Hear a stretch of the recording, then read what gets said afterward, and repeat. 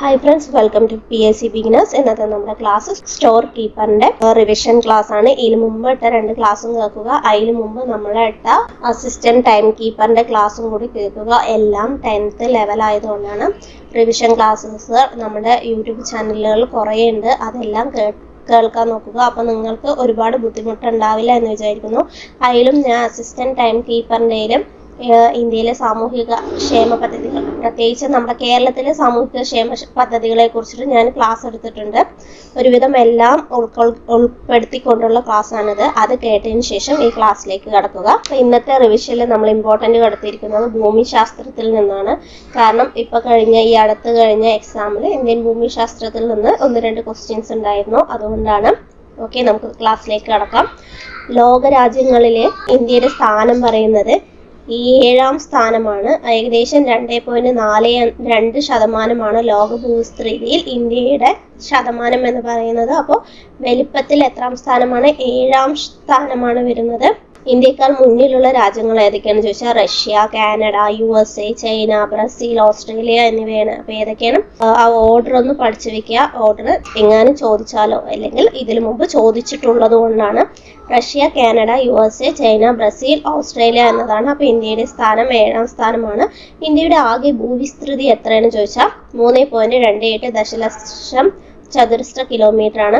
പിന്നെ നമ്മൾ ടൈപ്പ് ചെയ്യുമ്പോൾ ചെറിയ ടൈപ്പിംഗ് മിസ്റ്റേക്ക് ഉണ്ടാവാറുണ്ട്. അതുകൊണ്ടാണ് ഇതിൽ മുമ്പുള്ള ക്ലാസ്സിൽ പരമാവധി ടൈപ്പ് ചെയ്യാണ്ടിരുന്നത്. കാരണം നമ്മൾ ക്ലാസ് പെട്ടെന്ന് എടുക്കാൻ വേണ്ടിയിട്ട് ചെയ്യുമ്പോൾ നമുക്ക് അത് ശ്രദ്ധിക്കാൻ പറ്റിക്കോണം എന്നില്ല.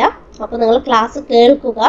അപ്പോൾ ഇന്ത്യയുടെ ആകെ ഭൂവിസ്തൃതി 32,87,263 ചതുരശ്ര കിലോമീറ്റർ ആണ്. ഏകദേശം ഇന്ത്യയുടെ രാജ്യാതിർത്തി എന്ന് പറയുന്നത് നമ്മുടെ തീരപ്രദേശത്തിൽ നിന്ന് എത്രത്തോളം പറഞ്ഞാൽ 12 നോട്ടിക്കൽ മൈൽ വരെ നീണ്ടു കിടക്കുന്നുണ്ട്. നമ്മുടെ കര അതിർത്തി വരുന്നത് 15,200 കിലോമീറ്ററും. കടൽ ദൈർഘ്യം കണക്കാക്കുമ്പോൾ നമ്മൾ 2 രീതിയിൽ കണക്കാക്കും. ഒന്ന് വന്നിട്ട് മെയിൻ ലാൻഡിന്റെ, അത് വരുന്നത് 5,422.6 കിലോമീറ്റർ ആണ് വരുന്നത്. അതായത് നമ്മുടെ ദ്വീപ സമൂഹങ്ങളായ ലക്ഷദ്വീപിനെയും ആൻഡമാൻ നിക്കോബാറിനെയൊക്കെ ഉൾപ്പെടുത്തിക്കൊണ്ട് വരുമ്പോൾ 7,516.6 കിലോമീറ്റർ വരും. അപ്പം നമുക്ക് ഇന്ത്യയുടെ തെക്ക് വടക്ക് നീളവും കിഴക്ക് പടിഞ്ഞാറ് നീളവും കൂടെ ഒന്ന് നോക്കി വെക്കാം. തെക്ക് വടക്ക് നീളം വരുന്നത് 3,214 കിലോമീറ്റർ ആണ്. തെക്ക് വടക്ക് നീളം വരുന്നത് 3,214 കിലോമീറ്ററും. ഇന്ത്യയുടെ കിഴക്ക് പടിഞ്ഞാറ് നീളം വരുന്നത് 2,933 കിലോമീറ്ററും ആണ് വരുന്നത്. എത്രയാണ്? 2,933 കിലോമീറ്റർ ആണ് വരുന്നത്. ഉത്തരാർദ്ധഗോളത്തിൽ ഏഷ്യൻ ഭൂഖണ്ഡത്തിന്റെ ഏത് ഭാഗത്താണ് ഇന്ത്യയുടെ സ്ഥാനം എന്ന് ചോദിച്ചാൽ അത് തെക്ക് ഭാഗത്താണ്. അപ്പൊ നമ്മൾ ഒരു ക്വസ്റ്റ്യൻ കിട്ടുമ്പോൾ ആ ക്വസ്റ്റ്യൻ ശ്രദ്ധിക്കുക. എന്താണ് കറക്റ്റായി ചോദിച്ചിരിക്കുന്നത്? ഉത്തരാർദ്ധഗോളത്തിൽ ഏഷ്യൻ ഭൂഖണ്ഡത്തിന്റെ ഏത് ഭാഗത്താണെന്നാണ് ചോദിച്ചിരിക്കുന്നത്. നമുക്കറിയാം ഏഷ്യൻ ഭൂഖണ്ഡത്തിന്റെ ഏത് ഭാഗത്തായിട്ടാണ് നമ്മുടെ ഇന്ത്യ വരുന്നത്? ഏറ്റവും താഴെ ഭാഗത്തായിട്ടാണ് വരിക. തെക്ക് ഭാഗത്തായിട്ടാണ് ഇന്ത്യയുടെ സ്ഥാനം വരുന്നത്. അപ്പൊ ഇന്ത്യയുടെ അക്ഷാംശ വ്യാപ്തി എത്രയാണെന്ന് ചോദിച്ചാൽ 8°4 വടക്ക് മുതൽ 97°6 വടക്ക് വരെയാണ്. അതായത് ഇത് ഇന്ത്യയുടെ മെയിൻ ലാൻഡിനെയാണ് പറയുന്നത്. അല്ലാതെ ഇന്ത്യയുടെ തെക്കേ അറ്റത്ത് സ്ഥിതി ചെയ്യുന്ന ആൻഡമാനെ കൂടി ഉൾപ്പെടുത്തിയാൽ ഇന്ത്യയുടെ അക്ഷാംശ വ്യാപ്തി എന്ന് പറയുന്നത് 6°45 വടക്ക് മുതൽ 37°6 വടക്ക് വരെയാണ്. അപ്പൊ നമ്മൾ ശ്രദ്ധിക്കേണ്ടത് 37° അല്ല, 6°, 8° ആണ്. അപ്പൊ അക്ഷാംശ വ്യാപ്തി മെയിൻ ലാൻഡിന്റെ ചോദിച്ചാലും അല്ലാണ്ട് ഇന്ത്യയുടെ എന്ന് ചോദിച്ചാലും വ്യത്യാസം വരും. അതുപോലെ ഇന്ത്യയുടെ രേഖാംശ വ്യാപ്തി വരുന്നത് 68°7 കിഴക്ക് മുതൽ 97°25 കിഴക്ക് വരെയാണ്. നമുക്കറിയാം നമ്മുടെ ഇന്ത്യ എവിടെയാണ് കിടക്കുന്നത്? ഭൂമിയെ ഇങ്ങനെ രണ്ടായിട്ട് അക്ഷാംശവും രേഖാംശമായിട്ട് ഇങ്ങനെ ഇതാക്കി പറഞ്ഞാൽ ഏകദേശം ഏത് ഭാഗത്താണ് കിടക്കുന്നത് ചോദിച്ചാൽ വടക്ക് ഭാഗത്ത് മേലെയാണ് കിടക്കുന്നത് അല്ലെ. അതിന് വീണ്ടും രണ്ടായി മുറിച്ച് പറഞ്ഞാൽ പടിഞ്ഞാറ് കിഴക്ക് എന്ന് നോക്കുമ്പോൾ എവിടെ കിടക്കുന്നത്? കിഴക്ക് ഭാഗത്താണ് കിടക്കുന്നത്. അങ്ങനെ ഓർത്ത് വെച്ചാൽ മതി. അപ്പൊ ഏത് ഭാഗത്താണ് എന്ന് ആലോചിക്കാൻ പറ്റും. അപ്പോഴും ചോദിക്കുമ്പോൾ ഏഷ്യൻ ഭൂഖണ്ഡത്തിന്റെ എന്ന് ചോദിക്കുകയാണ് പറഞ്ഞാൽ അത് തെക്ക് എന്ന് പറയണം. അല്ലാതെ ഇന്ത്യയുടെ രേഖാംശ വ്യാപ്തി ചോദിച്ചാൽ കിഴക്ക്, അതായത് അക്ഷാംശ വ്യാപ്തിയാണ് ചോദിക്കുന്നത് എന്ന് പറഞ്ഞാൽ വടക്കാണ്. അത് ഓർത്ത് വെച്ചാൽ മതി. നിങ്ങളെ വരച്ച് കാണിക്കണമെന്നുണ്ട്, നോക്കാം, നമുക്ക് അടുത്ത ക്ലാസ്സിൽ അങ്ങനെ നോക്കാം. ഇന്ത്യയുടെ വടക്കേ അറ്റം ഏതാ വരുന്നത്? ഇന്ദിര കോളാണ്. ഇന്ത്യയുടെ വടക്കേ അറ്റം ഇന്ദിര കോളും ഇന്ത്യയുടെ തെക്കേ അറ്റമാണ് ഇന്ദിര പോയിന്റും വരുന്നത്. അതായത് ഉപദ്വീപീയ ഇന്ത്യയുടെ അല്ലെങ്കിൽ ഇന്ത്യൻ ഭൂഖണ്ഡത്തിന്റെ തെക്കേ അറ്റമൊക്കെ ചോദിച്ചാൽ എന്താണ് പറയുന്നത്? അത് കന്യാകുമാരിയാണ് വരുന്നത്. ഇന്ത്യയുടെ കിഴക്കേ അറ്റം കിബത്തുവും ഇന്ത്യയുടെ പടിഞ്ഞാറേ അറ്റം വരുന്നത് ഗുഹാർ മോത്തിയുമാണ്. അത് ഗുജറാത്തിലാണ്. കിബത്ത് ഉള്ളത് അരുണാചൽ പ്രദേശിലാണ്. ഇന്ത്യയുടെ മാനക രേഖാംശം വരുന്നത് 82.5 ഡിഗ്രി കിഴക്ക് രേഖാംശ രേഖയാണ്. അതുപോലെ ഇന്ത്യയിലൂടെ കടന്നു പോകുന്ന പ്രധാന അക്ഷാംശ രേഖ ചോദിച്ചു പറഞ്ഞാൽ ഉത്തരായന രേഖ 23.5 ഡിഗ്രി വടക്കാണ്. ഇന്ത്യയിൽ രേഖാംശ രേഖ കടന്നു പോകുന്ന 82.5 ഡിഗ്രി രേഖാംശ രേഖ കിഴക്ക് രേഖാംശ രേഖ കടന്നു പോകുന്ന ഇന്ത്യൻ സംസ്ഥാനങ്ങൾ ചോദിച്ചാൽ ഉത്തർപ്രദേശ്, മധ്യപ്രദേശ്, ഛത്തീസ്ഗഡ്, ഒഡീഷ, ആന്ധ്രാപ്രദേശ് എന്നിവയാണ്. ഇന്ത്യയിലെ ഏത് കടന്നു പോകുന്നതാണ് ചോദിച്ചത് പറഞ്ഞാൽ രേഖാംശ രേഖയാണ് കടന്നു പോകുന്നത്. അതുപോലെ അക്ഷാംശ രേഖ കടന്നു പോകുന്ന അക്ഷാംശ രേഖ നമ്മൾ പറഞ്ഞല്ലേ നടുക്ക് കൂടെ വരക്കുന്ന രേഖയാണെന്ന് പറഞ്ഞു. അപ്പോൾ ഗുജറാത്ത്, രാജസ്ഥാൻ, മധ്യപ്രദേശ്, ഛത്തീസ്ഗഡ്, ജാർഖണ്ഡ്, പശ്ചിമ ബംഗാൾ, ത്രിപുര, മിസോറാം എന്നീ 8 സംസ്ഥാനങ്ങളിലൂടെയാണ് അക്ഷാംശ രേഖ കടന്നു പോകുന്നത്. ഉത്തരപർവ്വത മേഖലയെ പർവ്വതങ്ങൾ അതിൽ സ്ഥിതി ചെയ്യുന്ന പർവ്വതങ്ങളുടെ അടിസ്ഥാനത്തിൽ 3ആയി തരംതിരിക്കുന്നത് എന്തൊക്കെയാണെന്ന് ചോദിച്ചാൽ ട്രാൻസ് ഹിമാലയൻ നിരകൾ, ഹിമാലയൻ നിരകൾ, അതുപോലെ പൂർവാഞ്ചൽ, കിഴക്കൻ മലനിരകൾ എന്നിങ്ങനെ 3ആയി തരംതിരിക്കുന്നുണ്ട്. ട്രാൻസ് ഹിമാലയത്തില് കാരക്കോറം, ലഡാക്ക്, സസ്കർ എന്നിവയാണ് വരുന്നത്. ട്രാൻസ് ഹിമാലയത്തിലെ ഹിമാലയ മലനിരകളിൽ വരുന്നതാണ് ഹിമാദ്രി, ഹിമാചൽ, സിവാലിക്. കിഴക്കൻ മലനിരകളിലെ കിഴക്ക് ഭാഗത്തായി വരുന്നതാണ് പത്കായ്ബുൻ, നാഗ കുന്നുകൾ, ഗാസി, ഗാരോ, ജയന്തിയ കുന്നുകൾ, മിസോ കുന്നുകൾ എന്നിവയെല്ലാം വരുന്നത് കിഴക്കൻ മലനിരകളിലാണ്. അപ്പൊ നമുക്ക് ഈ ട്രാൻസ് ഹിമാലയത്തെ കുറിച്ച് നോക്കാം. ജമ്മു കാശ്മീരിന്റെയും ലഡാക്കിന്റെയും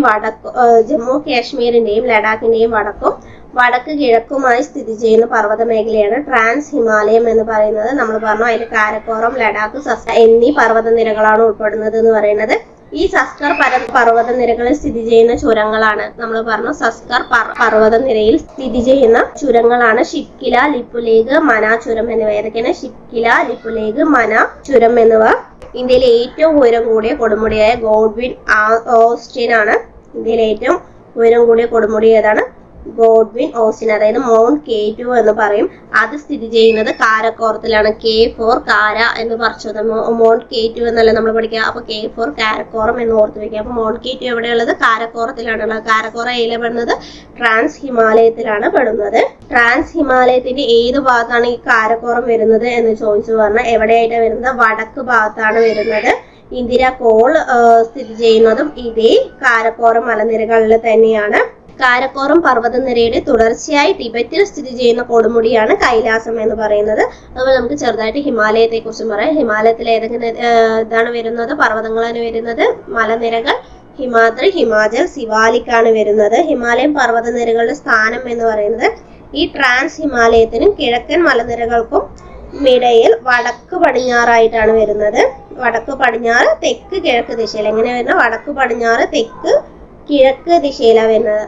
ഫസ്റ്റ് ട്രാൻസ് ഹിമാലയം വരും, അതിനുശേഷം അതിന്റെ നടുക്കായിട്ട് ഹിമാലയം വരും, അതിനുശേഷമാണ് കിഴക്ക് വരുന്നത്. കിഴക്ക് അപ്പോൾ വടക്ക് പടിഞ്ഞാറ് മുതൽ തെക്ക് കിഴക്ക് വരെയാണ് വരുന്നത്. ഇതിന്റെ പ്രത്യേകത എന്താണെന്ന് പറഞ്ഞാൽ കിഴക്കോട്ട് പോകും തോറും ഹിമാലയത്തിന്റെ ഉയരവും വീതിയും കുറഞ്ഞു വരികയും ചെയ്യുന്നത്. എങ്ങനെയാണ്? കിഴക്കോട്ട് പോകും തോറും ഹിമാലയത്തിന്റെ ഉയരവും വീതിയും കുറഞ്ഞു വരികയാണ് ചെയ്യുന്നത്. ഈ ടിബറ്റൻ പീഠഭൂമിക്കും ഗംഗാ സമതലത്തിനും ഇടയിലായിട്ട് സ്ഥിതി ചെയ്യുന്ന പർവ്വത നിലയാണ് എന്തെന്ന് പറയുന്നത്? ഹിമാലയം എന്ന് പറയുന്നത്. എവിടെയാണ്? ടിബറ്റൻ പീഠഭൂമിക്കും ഗംഗാ സമതലത്തിനും ഇടയിലായി സ്ഥിതി ചെയ്യുന്ന പർവ്വത നിരയാണ് ഹിമാലയം എന്ന് പറയുന്നത്. ഹിമാലയം നിർമ്മിച്ചിരിക്കുന്ന ശിലകൾ ഏതൊക്കെയാണെന്ന് ചോദിച്ചാൽ അവസാദ ശിലകളും കായാന്തര ശിലകളുമാണ്. അതെന്താണെന്നുള്ളത് ഇത് കഴിഞ്ഞിട്ടുള്ള ക്ലാസ്സിൽ ഞാൻ പറയുന്നുണ്ട് കേട്ടോ. ഹിമാലയത്തിൽ ഏറ്റവും ഉയരം കൂടിയ ഭാഗം ഏതാണെന്ന് ചോദിച്ചാൽ ഹിമാദ്രിയാണ്. നമ്മൾ ആ ഓർഡറിൽ പഠിച്ചാൽ മതി. ഏറ്റവും ഉയരം കൂടിയത് ഹിമാദ്രി ഫസ്റ്റ് പഠിക്കാം. അപ്പൊ ഹിമാദ്രി, ഹിമാചൽ, സിവാലിക്. ഏകദേശം അതിന്റെ ശരാശരി ഉയരം പറയുന്നത് 6000 മീറ്ററോളം വരും. എത്ര വരും? 6000 മീറ്ററോളം വരുന്നതാണ് ഹിമാദ്രിയുടെ ശരാശരി ഉയരം എന്ന് പറയുന്നത്. ഹിമാദ്രിക്ക് തെക്ക് ഭാഗത്തായി സ്ഥിതി ചെയ്യുന്ന പർവ്വതനിരയാണ് ഹിമാചൽ എന്ന് പറയുന്നത്. ലെസർ ഹിമാലയ എന്നറിയപ്പെടുന്നത് ഏതാണെന്ന് ചോദിച്ചാൽ അത് ഹിമാചലാണ്. ലെസർ ഹിമാലയ എന്നറിയപ്പെടുന്നത് ഹിമാചലാണ്. അപ്പൊ ഗ്രേറ്റർ ഹിമാലയ എന്നറിയപ്പെടുന്നത് ഏതാണ്? ഹിമാദ്രിയാണ്. ഹിമാദ്രി, ഹിമാചൽ. അടുത്തത് സിവാലിക്. സിവാലിക് എന്നാണ് പറഞ്ഞാൽ ഹിമാലയ നിരകളിൽ ഏറ്റവും തെക്ക് ഭാഗത്ത് കാണപ്പെടുന്ന ഉയരം കുറഞ്ഞ പർവ്വത നിരകളാണ് സിവാലിക് എന്ന് പറയുന്നത്. ഔട്ടർ ഹിമാലയ എന്നറിയപ്പെടുന്ന പർവ്വത നിരയാണ് സിവാലിക് എന്ന് പറയുന്നത്. അപ്പൊ ഔട്ടർ ഹിമാലയം സിവാലിക് ആണ്. ഔട്ടർ ഹിമാലയം എന്ന് പറയുന്നത് എന്താണ്? സിവാലിക് ആണ്. അതുപോലെ ലെസർ ഹിമാലയ എന്നറിയപ്പെടുന്നത് ഹിമാചൽ ആണ്. ഗ്രേറ്റർ ഹിമാലയ എന്നറിയപ്പെടുന്നത് ഹിമാദ്രി ആണ്. ഇനി അടുത്ത കിഴക്കൻ മലനിരകൾ. കിഴക്കൻ മലനിരകളിൽ എന്തൊക്കെ വരുന്നത് എന്ന് പറഞ്ഞാൽ നമ്മൾ പറഞ്ഞു പത്കായ് ബൂം, നാഗാ കുന്ന്, ഖാസിഗാരോ ജയന്തിയ കുന്നുകൾ, മിസോ കുന്നുകൾ എന്നിവയൊക്കെയാണ് കിഴക്കൻ മലനിരകളിൽ വരുന്നത്. ഇവിടെയാണ് ഈ ഉത്തരപർവ്വത മേഖലയിലുള്ള ഉഷ്ണമേഖലാ മഴക്കാടുകൾ കാണപ്പെടുന്നത്. ഏത് കാണപ്പെടുന്നത്? ഉഷ്ണമേഖല മഴക്കാടുകൾ കാണപ്പെടുന്നത് കിഴക്കൻ മലനിരകളിലാണ്. ഇന്ത്യയിലെ ഏകദേശം അരുണാചൽ പ്രദേശിലും മ്യാൻമറിനും ഇടയിൽ അതിർത്തിയിൽ ഇവയുടെ അതിർത്തിയിൽ നിലകൊള്ളുന്ന പർവ്വതമാണ് പത്കായ് ബൂൻ എന്ന് പറയുന്നത്. ഇതിപ്പോ നമ്മൾ പറഞ്ഞത് പർവ്വത മേഖലയെ അടിസ്ഥാനമാക്കിയിട്ടുള്ളതാണ്. ഇതുപോലെ തന്നെ പ്രദേശങ്ങളുടെ ഭൗതിക വ്യത്യാസത്തെ അടിസ്ഥാനമാക്കിയിട്ടും ഇതുപോലെ കാശ്മീർ ഹിമാലയം എന്നോ ഹിമാചൽ, ഉത്തരാഖണ്ഡ് ഹിമാലയം, ഡാർജിലിംഗ്, സിക്കിം ഹിമാലയം, അരുണാചൽ ഹിമാലയം, കിഴക്കൻ മലനിരകൾ ഒക്കെ ഉണ്ട്. അതിൽ കാശ്മീർ ഹിമാലയത്തിൽ പെടുന്നതാണ് കാരക്കോറം, ലഡാക്ക്, സസ്കർ, പീർപാഞ്ചൽ എന്ന് പറയുന്നത്. ഓക്കെ, അടുത്തത് നമുക്ക് കുറച്ച് ചുരങ്ങൾ കൂടി നോക്കിയിട്ട് പോവാം. ഈ കാരക്കോറം ചുരം ബന്ധിപ്പിക്കുന്ന സ്ഥലം ലഡാക്ക്, ചൈന. ഏതാണ്? ലഡാക്ക്, ചൈനയാണ് കാരക്കോറം ബന്ധിപ്പിക്കുന്നത്. കാർഡൂങ്ല ചുരം ബന്ധിപ്പിക്കുന്നത് ലേ, സിയാച്ചിൻ തുടങ്ങിയ സ്ഥലങ്ങളെയാണ്. ലേ, സിയാച്ചിൻ ആണ്. സോജില ചുരം ശ്രീനഗർ, കാർഗിൽ ആൻഡ് ലേ ആണ്. ബനിഹാൽ ചുരം വന്നിട്ട് ജമ്മു, ശ്രീനഗർ എന്നിവയെ ബന്ധിപ്പിക്കുന്നു. റോഹ്താങ് ചുരം കുളു, ലഹോറിലും അതുപോലെ സ്പിതി താഴ്വരയുമാണ് ബന്ധിപ്പിക്കുന്നത്. ലിപുലേഖ് ചുരം ഉത്തരാഖണ്ഡ്, ടിബറ്റിനാണ്. ഷിപ്കില ചുരം ഹിമാചൽ പ്രദേശ്, ടിബറ്റ്. നാദുല ചുരം സിക്കിം, ടിബറ്റ് എന്നിവയാണ്. കാരക്കോറം ലഡാക്ക്, ചൈന. കാർലൂങ്ല ലേ, സിയാച്ചിൻ ആണ്. സോജില ചുരം ശ്രീനഗർ, കാർഗിലും പിന്നെ ലേനെയും ബന്ധിപ്പിക്കുന്നതാണ്. ബനിഹാൽ ജമ്മു, ശ്രീനഗർ. ലിപുലേഖ് ഉത്തരാഖണ്ഡ്, ടിബറ്റ്. നമ്മൾ ഈ ലേക്ക് ചോദിക്കാനാണ് ഈ ലിപ്പ് കൊണ്ട്, ചുണ്ടു കൊണ്ടാണ് ഉത്തരം പറയുന്നത്. ടീ കുടിക്കുന്നത് ഒന്ന് ഓർത്ത് വെച്ചാൽ മതി. ഓരോന്നിനും നമുക്ക് ഓർത്ത് വെക്കാനോ എന്തെങ്കിലുമൊക്കെ പറയാം, പക്ഷെ നമുക്ക് അതിനിപ്പോ സമയമില്ല, അതുകൊണ്ടാണ്. ഷിപ്കില ചുരം ഹിമാചൽ പ്രദേശ്, ടിബറ്റ്. നാദുല ചുരം സിക്കിം, ടിബറ്റ് എന്നിവയാണ് ബന്ധിപ്പിക്കുന്നത്.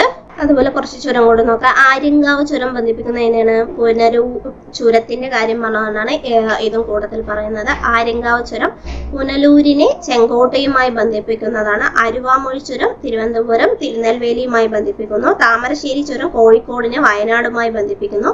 പാലക്കാട് ചുരം പാലക്കാടിനെ കോയമ്പത്തൂരുമായി ബന്ധിപ്പിക്കുന്നതാണ്. അംബാ ചുരം മഹാരാഷ്ട്രയിലെ രത്നഗിരി, കോൽഹാപൂരുമായി ബന്ധിപ്പിക്കുന്നതാണ്. ജ്ഞാനഗഡ് പൂനെയെ ജുന്നാറുമായി ബന്ധിപ്പിക്കുന്നു.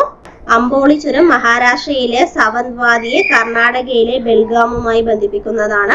ഇത് ഉപദ്വീപീയ പീഠഭൂമിയിലെ പ്രധാന ചുരങ്ങളാണ്. പക്ഷെ നമ്മൾ ചുരങ്ങളുടെ പേര് പറഞ്ഞപ്പോൾ ഇമ്പോർട്ടന്റ് ആയി എന്ന് എനിക്ക് തോന്നിയ കുറച്ച് കാര്യം പറഞ്ഞെന്നുള്ളൂ. അപ്പൊ നമ്മൾ വീണ്ടും നമ്മുടെ പർവ്വതങ്ങളിലേക്ക് തന്നെ തിരിച്ചു വരാം. ഇതുപോലെ നമ്മൾ പറഞ്ഞു പർവ്വതത്തിന്റെ അടിസ്ഥാനത്തിൽ വിഭജിച്ചിരിക്കുന്നു പറഞ്ഞു. അതുപോലെ നദികളുടെ അടിസ്ഥാനത്തിലും നമ്മൾ ഹിമാലയത്തിനെ വിഭജിച്ചിട്ടുണ്ട്. അപ്പൊ അത് ഏതൊക്കെ നദികളാണ് എന്ന് ആ നദികളുടെ പേരൊന്ന് ഓർത്ത് വെക്കുക. സിന്ധു, സത്ലജ്, കാളി, ടീസ, ബ്രഹ്മപുത്ര. ഈ നദികൾക്കിടയിലാണ്, ഈ 5 നദികൾക്കിടയിലാണ് ഏതൊക്കെയാണ്? സിന്ധു, സത്ലജ്, കാളി, ടീസ, അതുപോലെ ബ്രഹ്മപുത്ര. സിന്ധുവിനും സത്ലജിനും ഇടയിലായിട്ടാണ് ഏത് വരുന്നത്? ഏത് ഹിമാലയം വരുന്നത്? പഞ്ചാബ് ഹിമാലയം അല്ലെങ്കിൽ കാശ്മീർ ഹിമാലയം വരുന്നത്. സിന്ധു പഞ്ചാബ് ഹിമാലയം എന്ന് പഠിച്ചാൽ മതി. സിന്ധുവിനും സത്ലജിനും ഇടയിലാണ് പഞ്ചാബ് ഹിമാലയം വരുന്നത്. അതിൽ വരുന്ന പർവ്വതനിരകളാണ് കാരക്കോറം, ലഡാക്ക്, സസ്കർ, പീർ പഞ്ചൽ എന്നിവ. അതുപോലെ സത്ലജിനും അടുത്തത് ആ സത്ലജിനും കാളിക്കും ഇടയിൽ വരുന്നതാണ് കുമയൂൺ ഹിമാലയം എന്ന് പറയുന്നത്. കുമയൂൺ ഹിമാലയം എന്ന് പറയുന്നത് അവിടത്തെ പ്രധാനപ്പെട്ട ഒരു പർവ്വതമാണ് നന്ദാദേവി എന്ന് പറയുന്നത്. അതുപോലെ തൃശ്ശൂരും കാളിക്കും ടീസയ്ക്കും ഇടയിൽ വരുന്നതാണ് നേപ്പാൾ ഹിമാലയം എന്ന് പറയുന്നത്. അവിടെയാണ് എന്തുള്ളത്? മൗണ്ട് എവറസ്റ്റ്, കാഞ്ചൻജംഗ എന്നീ പ്രധാന പർവ്വതങ്ങളൊക്കെ ഉള്ളത് കാളിക്കും ടീസയ്ക്കും ഇടയിലാണ്. ഇത് നദിയുടെ അടിസ്ഥാനത്തിലാണ്, നദികളുടെ അടിസ്ഥാനത്തിലുള്ള വിഭജനമാണ്.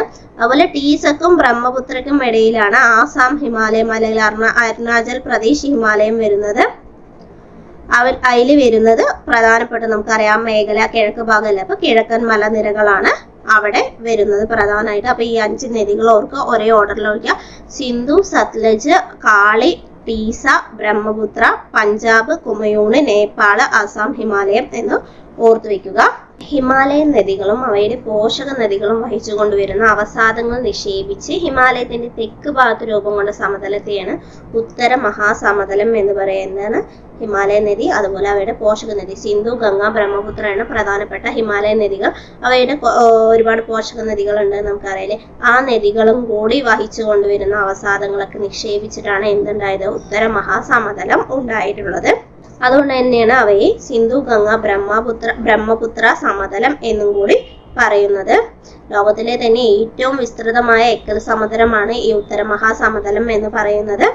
ഇന്ത്യയുടെ ധാന്യപുര എന്നറിയപ്പെടുന്നത് ഉത്തര മഹാസമതലമാണ്. ഇന്ത്യയുടെ ധാന്യപുര എന്നറിയപ്പെടുന്നത്. ഈ സിന്ധുവും പോഷക നദികളും കൂടി രൂപീകരിച്ച സമതലമാണ് പഞ്ചാബ് ഹരിയാന സമതലം. സിന്ധുവും പോഷക നദികളും അതുപോലെ ലൂണി, സരസ്വതി നദികൾ കൂടിയിട്ടാണ് ഈ രാജസ്ഥാനിലെ മരുസ്ഥലി ബാഗർ സമതലങ്ങൾ രൂപപ്പെട്ടിരിക്കുന്നത്. ഗംഗയും പോഷക നദികളും കൊണ്ടുവന്ന അവസാദങ്ങൾ അടഞ്ഞിട്ടാണ് ഗംഗാ സമതലം. അതുപോലെ ബ്രഹ്മപുത്രയും പോഷക നദികളും വരുന്നത് ആസാമും ബ്രഹ്മപുത്ര സമതലമാണ്. നമ്മളിപ്പോ ബ്രഹ്മപുത്ര നദിക്കും ടീസക്കും ഇടയിലായിട്ട് ആസാം, ഹിമാലയം വരുന്നത് എന്ന് പറയുന്നത്. ഇതില് ഏകദേശം ഒന്നോന്നായിട്ട് ബന്ധപ്പെട്ടിട്ടുള്ള. അപ്പൊ ആസാം സമതലം രൂപീകരണത്തിന് സഹായിച്ച നദി ഏതാണെന്ന് ചോദിച്ചാൽ ബ്രഹ്മപുത്രയും പോഷക നദികളുമാണ്. ഇന്ത്യയിലെ ഏറ്റവും പഴക്കമേറിയ ഭൂവിഭാഗം ഏതാണെന്ന് ചോദിച്ചാൽ അത് ഉപദ്വീപീയ പീഠഭൂമിയാണ്. ഇന്ത്യയിലെ ഏറ്റവും വിസ്തൃതിയേറിയ ഭൂവിഭാഗമാണ് ഉപദ്വീപീയ പീഠഭൂമി എന്ന് പറയുന്നത്.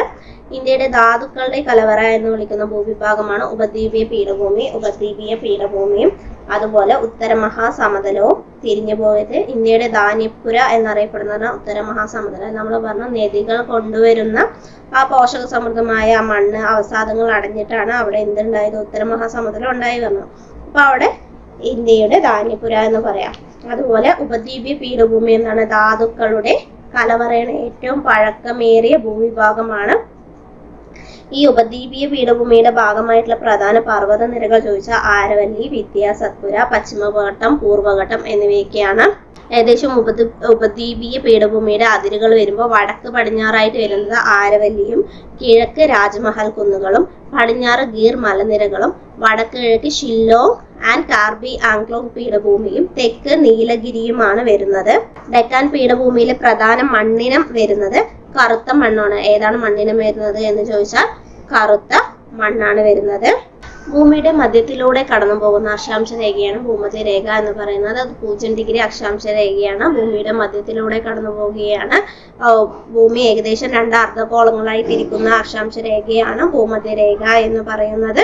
0 ഡിഗ്രി അക്ഷാംശ രേഖയാണ്. ഇത് ഏകദേശം 13 രാജ്യങ്ങളിലൂടെ കടന്നു പോകുന്നു. അതിൽ ഏറ്റവും വലിയ രാജ്യമാണ് ബ്രസീലും.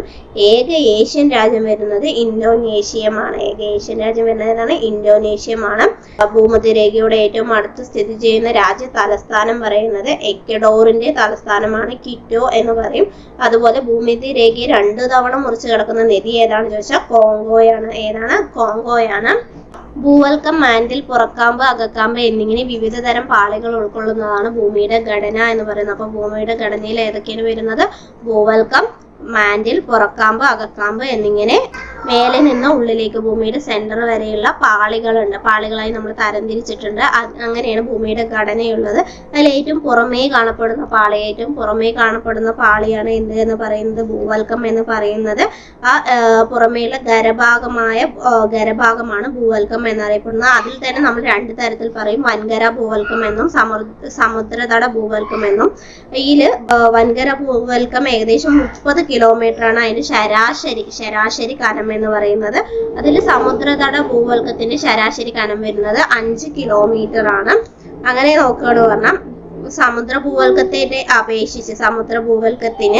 വൻകര ഭൂവൽക്കത്തെ അപേക്ഷിച്ച് സാന്ദ്രത കൂടുതലാണ്. എന്നാൽ സമുദ്ര ഭൂവൽക്കത്തിന് വൻകര ഭൂവൽക്കത്തെ അപേക്ഷിച്ച് കനം കുറവാണ്. നമ്മൾ പറഞ്ഞൂല്ലേ 5 കിലോമീറ്റർ ആണെന്ന്. വൻകര ഭൂവൽക്കത്തിന് എത്രയെന്നാണ് പറഞ്ഞത്? 30 കിലോമീറ്റർ ആണ് എന്ന് നമ്മൾ പറഞ്ഞിട്ടുണ്ടായിരുന്നു. ഭൂമിയുടെ സാന്ദ്രത കുറഞ്ഞതും എന്നാൽ കനം ഇല്ലാത്തതുമായ പാളിയാണ് എന്ത് എന്ന് പറയുന്നത്? ഈ ഭൂവൽക്കം പറഞ്ഞത്. അതുകൊണ്ടാണ് സമുദ്ര ഭൂവൽക്കത്തിന് വൻകര ഭൂവൽക്കത്തെ അപേക്ഷിച്ച് സാന്ദ്രത കൂടുതലാണ് എന്ന് നമ്മൾ പറഞ്ഞിട്ടുണ്ടായിരുന്നത്.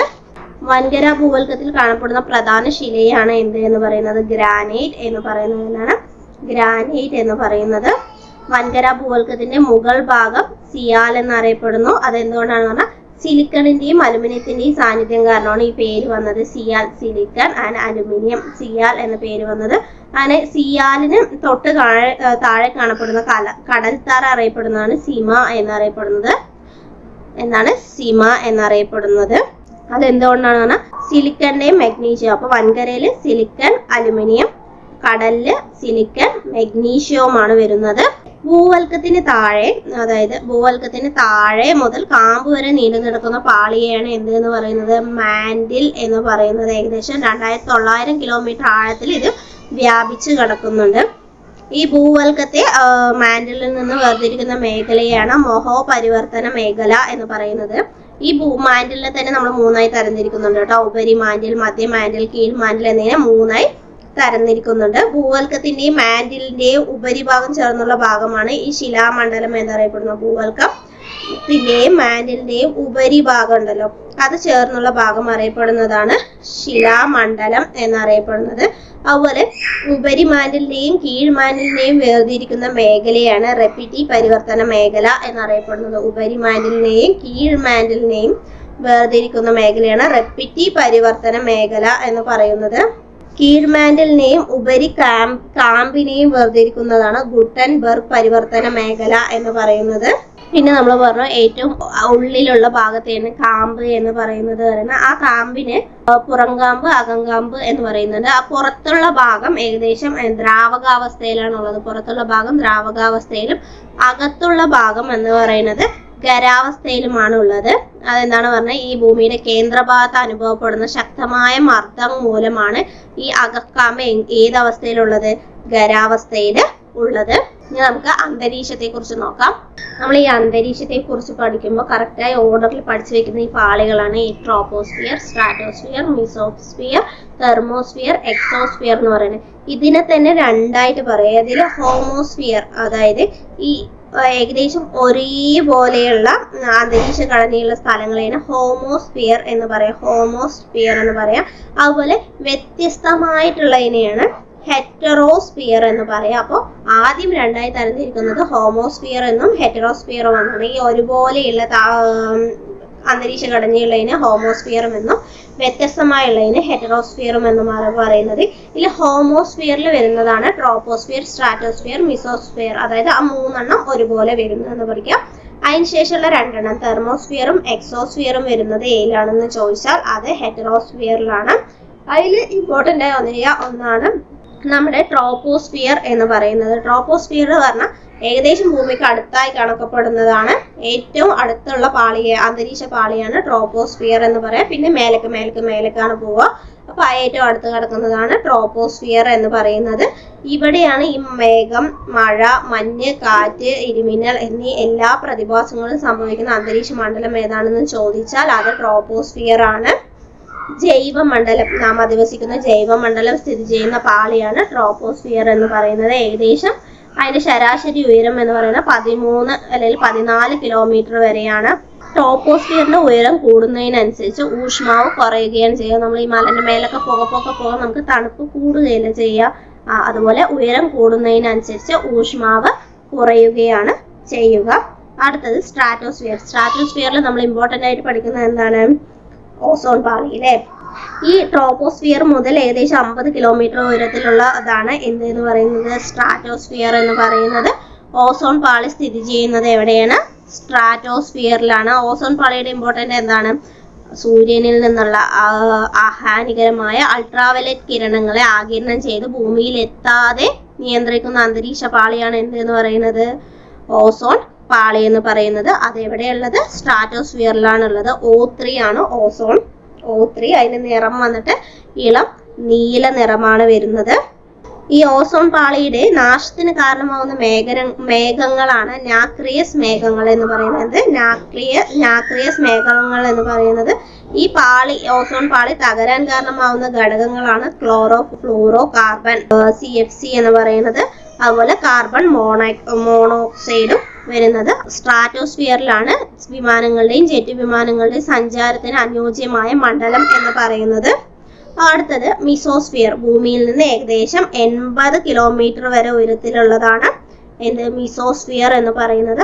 അവിടെ ഉയരം കൂടുന്തോറും താപം കുറയും. നമ്മൾ ഫസ്റ്റത്തെ ലൈനിൽ പറഞ്ഞു ഉയരം കൂടുന്തോറും താപം കുറയും എന്ന് പറഞ്ഞു. ട്രോപ്പോസ്ഫിയറിൽ പറഞ്ഞു. സ്ട്രാറ്റോസ്ഫിയറിൽ എങ്ങനെയാണെന്ന് വെച്ചാൽ താഴത്തെ ഭാഗങ്ങളിലൊന്നും ഈ ഉയരം കൂടുന്നതിനനുസരിച്ച് താപനിലയിൽ വലിയ മാറ്റങ്ങളൊന്നും സംഭവിക്കുന്നില്ല. അങ്ങനെയുള്ള ഭാഗങ്ങളെയാണ് ഐസോതെർമൽ എന്ന് പറയപ്പെടുന്നത്.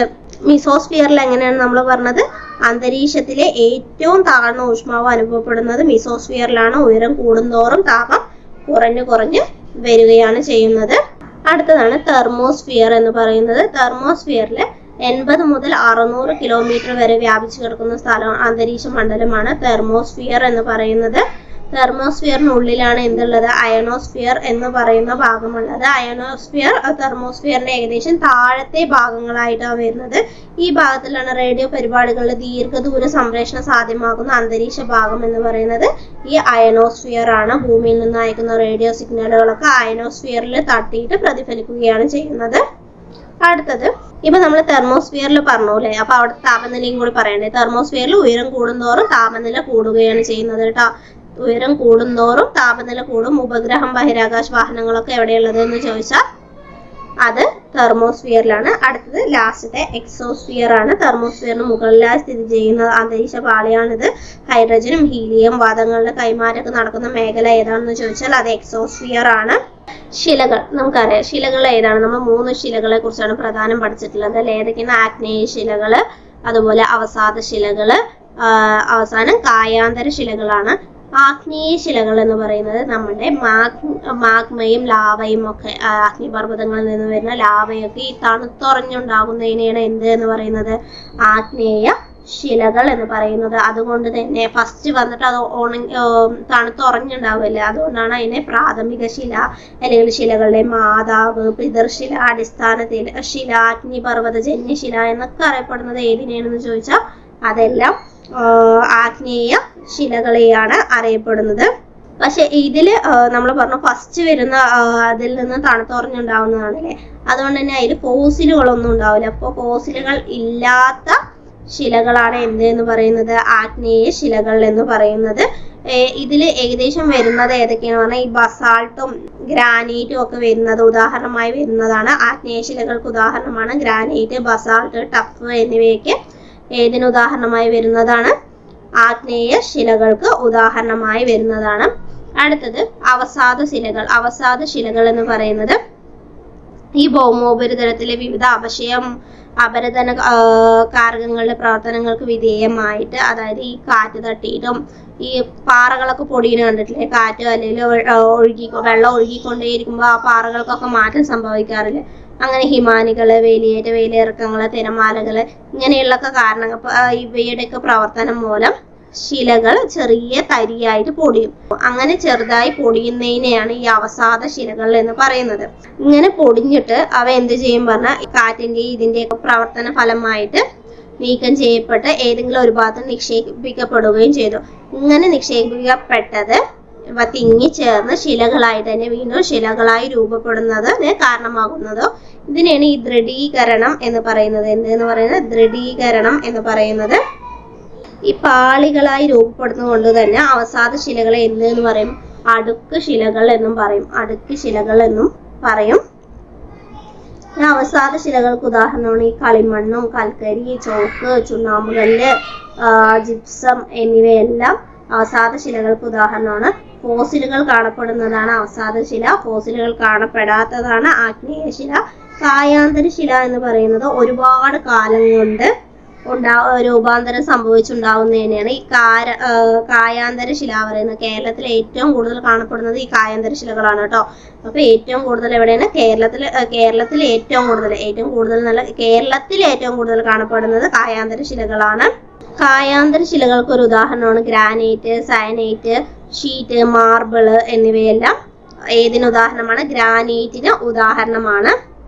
ഒരു നദിയിലേക്ക് ഒഴുകി ചേരുന്ന ഉപനദികളെയും നീർച്ചാലുകളെയാണ് പോഷക നദികൾ എന്ന് പറയുന്നത്. അതായത് ഈ നദിയുടെ പോഷക നദികൾ എന്ന് പറഞ്ഞതാണ് മറ്റുള്ള നദികൾ, ചെറിയ ചെറിയ നദികളൊക്കെ കൂടി ചേർന്നിട്ട് വലിയൊരു നദിയാവില്ല. അപ്പൊ അതിനെയാണ് പോഷക നദികൾ എന്ന് പറയാം. അപ്പൊ കൈവഴികൾ പറഞ്ഞാൽ ഒരു നദിയിൽ നിന്ന് ഇങ്ങനെ കൈവഴി ഉണ്ടായി പോകുക, അതായത് നദിയിൽ നിന്ന് വേർതിരിഞ്ഞു പോകുന്നവയാണ് എന്തെന്ന് പറയുന്നത്, കൈവഴികൾ എന്ന് പറയുന്നത്.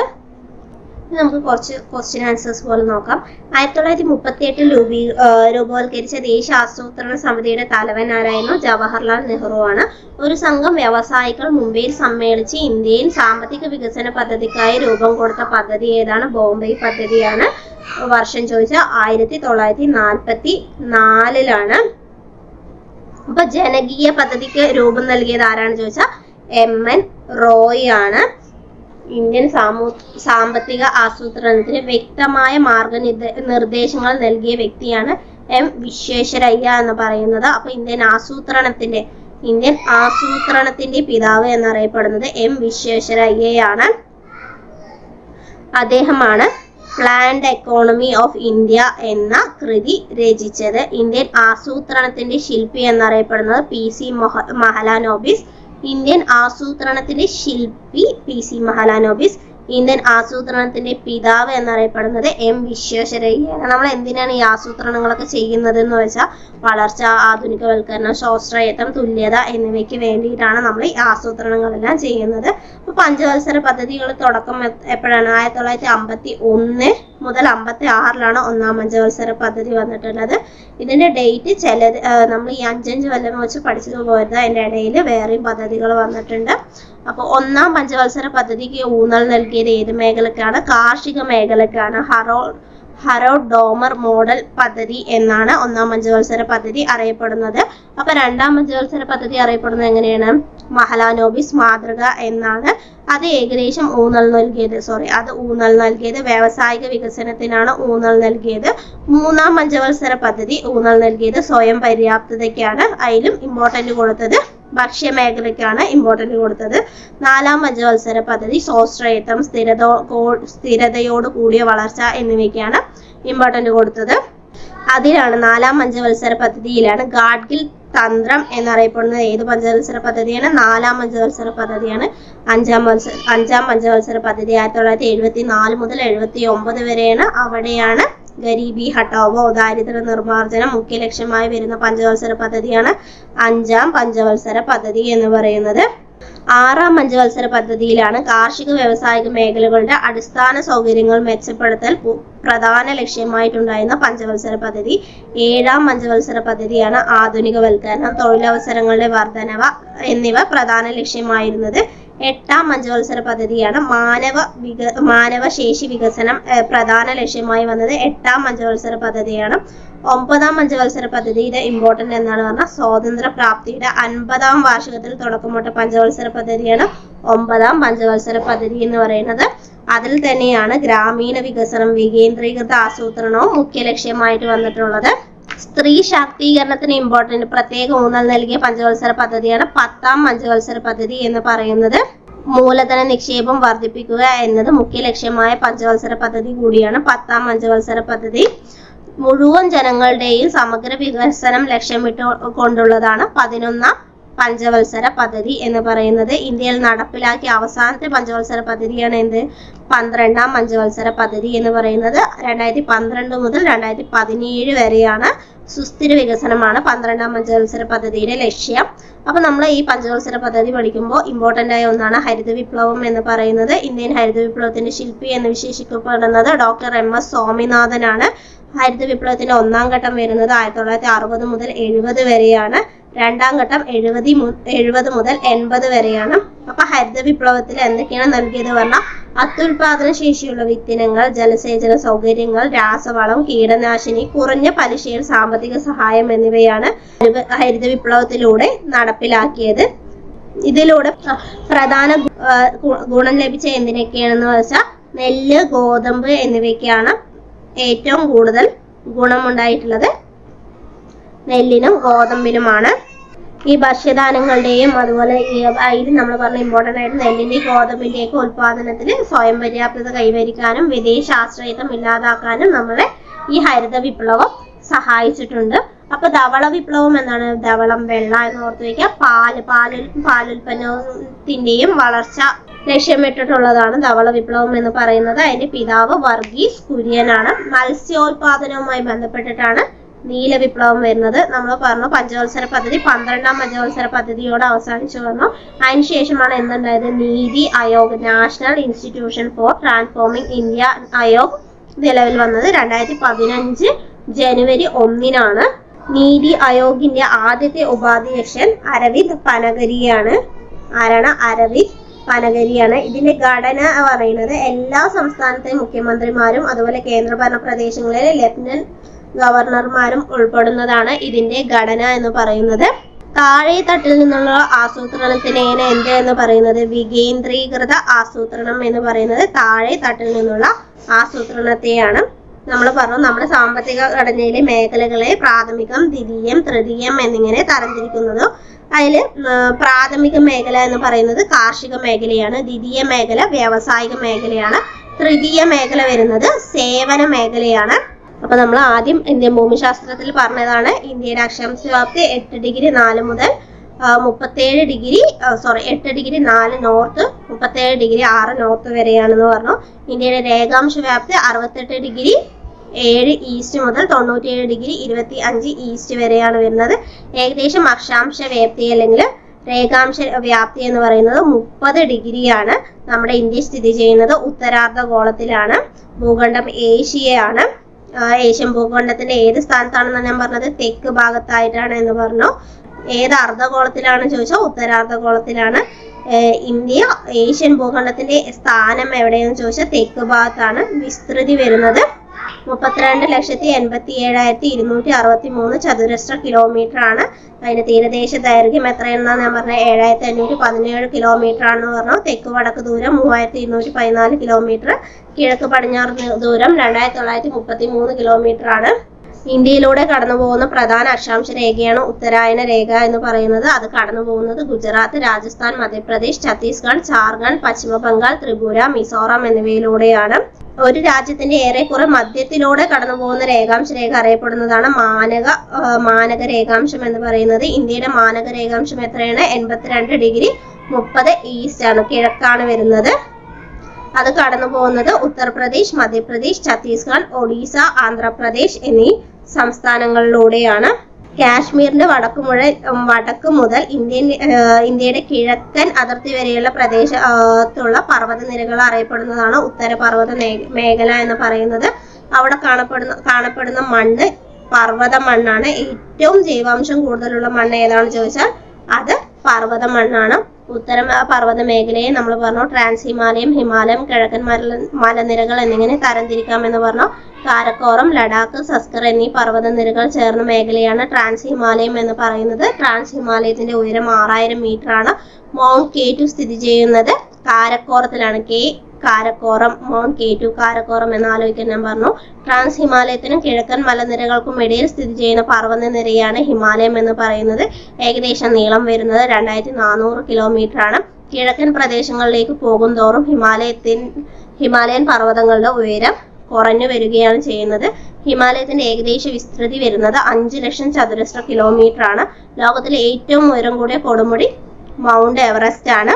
അത് സ്ഥിതി ചെയ്യുന്ന പർവ്വതനിര ഹിമാലയമാണ്. രാജ്യം നേപ്പാളിലാണ്. ഹിമാലയത്തിലെ പ്രധാന പർവ്വത നിരകളാണ് ഹിമാദ്രി, ഹിമാചൽ, സിവാലിക് എന്ന് പറയുന്നത്. ഹിമാലയത്തിന്റെ നട്ടെല്ല് എന്നറിയപ്പെടുന്നത് ഹിമാദ്രിയാണ്. ഹിമാലയത്തിലെ ഏറ്റവും ഉയരം കൂടിയ പർവ്വത നിരയാണ് ഹിമാദ്രി എന്ന് പറയുന്നത്. ഹിമാദ്രിയിൽ സ്ഥിതി ചെയ്യുന്ന പ്രധാനപ്പെട്ട കൊടുമുടികളാണ് കാഞ്ചൻജംഗ, നന്ദാദേവി എന്നിവ. ഹിമാദ്രിയുടെ തെക്ക് ഭാഗത്ത് സ്ഥിതി ചെയ്യുന്ന പർവ്വത നിരയാണ് ഹിമാചൽ എന്ന് പറയുന്നത്. ഷിംല, ഡാർജിലിംഗ് തുടങ്ങിയ സുഖവാസ കേന്ദ്രങ്ങൾ സ്ഥിതി ചെയ്യുന്നത് ഹിമാചലിലാണ്. ഹിമാചലിന് തെക്കു താഴെയായി സ്ഥിതി ചെയ്യുന്ന പർവ്വത നിരയാണ് സിവാലിക്.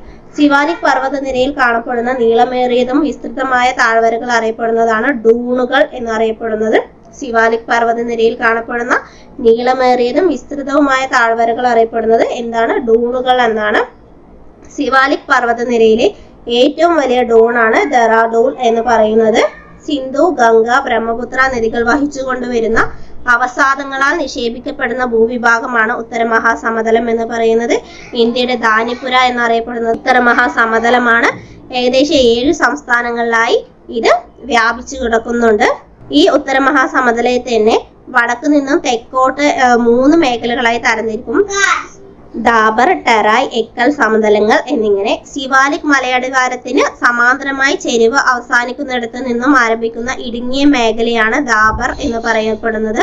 ദാബർ മേഖലകൾക്ക് തെക്കായി സ്ഥിതി ചെയ്യുന്ന മേഖലയാണ് ടെറായ് എന്ന് പറയുന്നത്. അപ്പൊ സിവാലിക് മലയടിവാരത്തിന് സമാന്തരമായി ചെരിവ് അവസാനിക്കുന്നിടത്ത് നിന്നും ആരംഭിക്കുന്ന ഇടുങ്ങിയ മേഖല ദാബർ, അതിന് തെക്കായി സ്ഥിതി ചെയ്യുന്ന മേഖല ടെറായ്.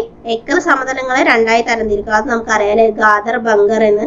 പഴയ എക്കൽ നിക്ഷേപങ്ങളെ എന്ത് പറയും? ബങ്കർ എന്ന് പറയും. പുതിയ എക്കൽ നിക്ഷേപങ്ങളെ ഗാദർ എന്നും പറയും. പർവ്വത ഭാഗത്തു നിന്ന് നദികൾ ഭാരമേറിയ ഉരുളൻ പാറകളും കല്ലുകളും നിക്ഷേപിക്കുന്ന മേഖലയാണ് ദാബർ എന്ന് പറയുന്നത്.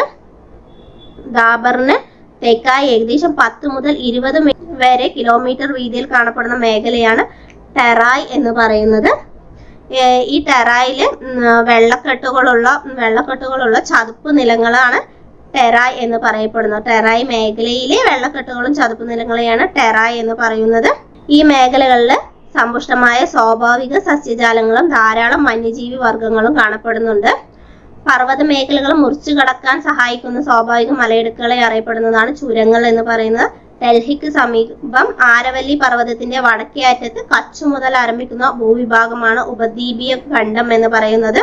പടിഞ്ഞാറ് രാജസ്ഥാൻ, വടക്ക് കിഴക്ക് മേഘാലയ പീഠഭൂമി, കാർബി ആംഗ്ലോങ് പീഠഭൂമി എന്നിവ ഏത് ഭൂവിഭാഗത്തിന്റെ തുടർച്ചയാണ് എന്ന് ചോദിച്ചാൽ ഈ ഉപദ്വീപീയ ഖണ്ഡത്തിന്റെയാണ്. ഡൽഹിക്ക് സമീപം ആരവല്ലി പർവ്വതനിരത്തിന്റെ വടക്കേ അറ്റത്ത് കച്ച് മുതൽ ആരംഭിക്കുന്ന ഭൂവിഭാഗമാണ് ഈ ഉപദ്വീപീയ ഖണ്ഡം എന്ന് പറയുന്നത്. ഇന്ത്യയുടെ വടക്ക് കിഴക്കൻ ഭാഗത്തെ ചോട്ടാ നാഗ്പൂർ പീഠഭൂമിയിൽ നിന്ന് വേർതിരിക്കുന്നതാണ് പശ്ചിമ ബംഗാളിലെ മാൾഡ ഭ്രംശതടം എന്ന് പറയുന്നത്. ഈ ഉപദ്വീപീയ ഖണ്ഡത്തിലാണ് ഗ്രാനൈറ്റ്, നെയ്സ് എന്നിവയാൽ പ്രധാനമായും രൂപപ്പെട്ടിരിക്കുന്നത്. ഈ ഭ്രംശ താഴ്വരകൾക്ക് രൂപം നൽകാൻ സഹായിക്കുന്ന ഇന്ത്യയിലെ പ്രധാന നദികളാണ് നർമ്മദ, മഹാനദി, താപ്തി. ഓർത്തിരിക്കുക, നർമ്മദ, മഹാനദി, താപ്തിയാണ് ഭ്രംശ താഴ്വരകൾക്ക് രൂപം നൽകുന്ന ഇന്ത്യയിലെ പ്രധാന നദികൾ എന്ന് പറയുന്നത്. മഹാനദി, നർമ്മദ, താപ്തിയാണ് ഭ്രംശ താഴ്വരകൾക്ക്. ഉപദ്വീപീയ ഖണ്ഡത്തിൽ സ്ഥിതി ചെയ്യുന്ന പ്രധാന അവശിഷ്ട പർവ്വത മേഖലകളാണ് ആരവല്ലി കുന്നു, നല്ലമലൈ കുന്നുകൾ, ജാവടി കുന്നുകൾ, വേളിക്കൊണ്ട കുന്നുകൾ, പാൽക്കൊണ്ട നിര, മഹേന്ദ്ര കുന്നുകൾ എന്നിവയെല്ലാം. ഇന്ത്യയുടെ വടക്കു പടിഞ്ഞാറ് നിന്ന് തെക്ക് കിഴക്ക് ഭാഗത്തേക്ക് വ്യാപിച്ചു കിടക്കുന്ന പർവ്വത നിരയാണ് ഹിമാലയം എന്ന് പറയുന്നത്. ഡാർജിലിംഗ്, സിക്കിം പ്രദേശങ്ങളിൽ ഹിമാലയം സ്ഥിതി ചെയ്യുന്ന ദിശ എന്ന് പറയുന്നത് കിഴക്ക് പടിഞ്ഞാറ് ദിശയിലാണ്. ഡാർജിലിംഗ്, സിക്കിം പ്രദേശങ്ങളിൽ ഹിമാലയം സ്ഥിതി ചെയ്യുന്നത്. എവിടെയാണെന്ന് ചോദിച്ചാൽ അത് അരുണാചൽ പ്രദേശിലാണ്. നാഗാലാൻഡ്, മണിപ്പൂർ, മിസോറാം പ്രദേശങ്ങളിലെ വടക്ക് തെക്കായിട്ടാണ് ഹിമാലയം സ്ഥിതി ചെയ്യുന്നത്. എവിടെ? നാഗാലാൻഡ്, മണിപ്പൂർ, മിസോറാമില് വടക്ക് പ്രദേശത്തായിട്ടാണ് എന്ത് സ്ഥിതി ചെയ്യുന്നത്? ഹിമാലയം സ്ഥിതി ചെയ്യുന്നത്. ഡാർജിലിംഗ്, സിക്കിമില് കിഴക്ക് പടിഞ്ഞാറ് ദിശയിലാണ് ഹിമാലയം ഉള്ളത്. ഗ്രേറ്റ് ഹിമാലയത്തിന് മധ്യനിര എന്നാണ് പറയപ്പെടുന്നത്. വടക്ക് കിഴക്ക് ഭാഗം ശീത മരുഭൂമിയായ ഹിമാലയം ഭാഗമാണ് ഈ കാശ്മീർ ഹിമാലയം എന്ന് പറയുന്നത്. ശീത മരുഭൂമിയാണ് കേട്ടോ. ശീത മരുഭൂമിയായ ഭാഗമാണ് കാശ്മീർ ഹിമാലയം എന്ന് പറയുന്നത്. അവിടെയാണ് ലഡാക്ക്, സസ്കർ, പീർ പഞ്ചൽ എന്നീ മലനിരകൾ കാണപ്പെടുന്നത്. അവിടെ കാണപ്പെടുന്ന പ്രധാന മണ്ണിനമാണ് കരേവ എന്ന് പറയുന്നത്. കാശ്മീർ ഹിമാലയത്തിലാണ് പ്രധാനമായും ഇത് കാണപ്പെടുന്നത്. ഇത് ഏതിനാണ് ഈ മണ്ണ് ഏറ്റവും അനുയോജ്യമായത്? കുങ്കുമ കൃഷിക്കാണ്. കുങ്കുമപ്പൂവിനാണ് ഏറ്റവും അനുയോജ്യമായത്. ഈ കാശ്മീർ ഹിമാലയത്തിലെ ചുരങ്ങളാണ് സോജില, ബനിഹാള്, പോട്ടുല, കാർദുംല എന്നീ ചുരങ്ങളെല്ലാം. പീർ പഞ്ചൽ മലനിരകളിലുള്ള ചുരമാണ് ബനിഹാൾ എന്ന് പറയുന്നത്. സസ്കർ മലനിരയിലെ പ്രധാനപ്പെട്ട ചുരമാണ് പോട്ടുല എന്ന് പറയുന്നത്. കാർദുംല ചുരം സ്ഥിതി ചെയ്യുന്നത് ലഡാക്ക് മലനിരകളിലാണ്. കാശ്മീർ ഹിമാലയൻ ഭാഗത്തെ പ്രധാനപ്പെട്ട ശുദ്ധജല തടാകങ്ങളാണ് ദാൽ, വൂളാർ എന്ന് പറയുന്നത്. കാശ്മീർ ഹിമാലയൻ ഭാഗത്തെ പ്രധാനപ്പെട്ട തീർത്ഥാടന കേന്ദ്രങ്ങളാണ് അമർനാഥ്, വൈഷ്ണവ് ദേവി എന്നിവ. പടിഞ്ഞാറ് രവി നദിക്കും കിഴക്ക് കാളി നദിക്കും ഇടയിലുള്ള ഹിമാലയൻ ഭാഗം ഏതാണ്? ഹിമാചൽ, ഉത്തരാഖണ്ഡ്, ഹിമാലയാണ്. നദികളുടെ അടിസ്ഥാനത്തിൽ ഏത് മുതലാണ് നമ്മൾ പറഞ്ഞു? സിന്ധു മുതൽ ഏകദേശം ബ്രഹ്മപുത്ര വരെ 5 നദികളുടെ പേര് നമ്മൾ പഠിച്ചു അല്ലേ?